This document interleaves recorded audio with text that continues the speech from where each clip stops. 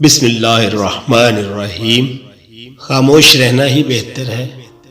اس زمانے میں لوگ غلط مطلب نکال لیتے ہیں صاحب۔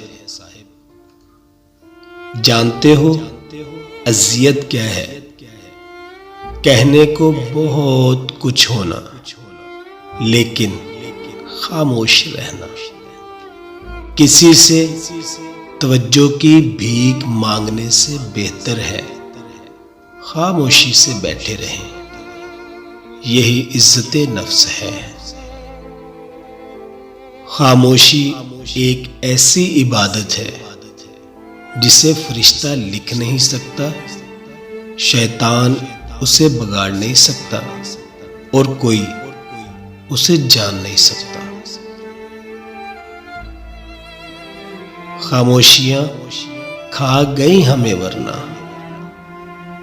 ہم گفتگو کمال کی کرتے تھے۔